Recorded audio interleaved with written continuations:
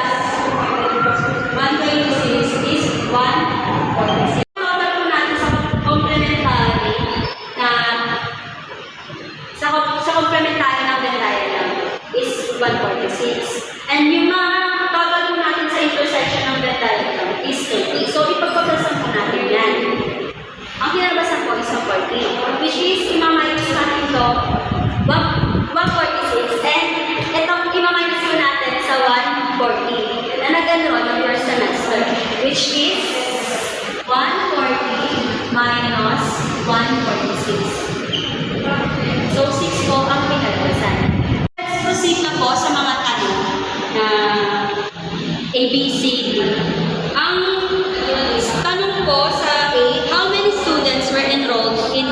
which is 41. 41. Letter B. How many students are enrolled in English only, which is 47. Letter C. How many students were enrolled in science only, which is 38. And letter D. How many students will not be taking up or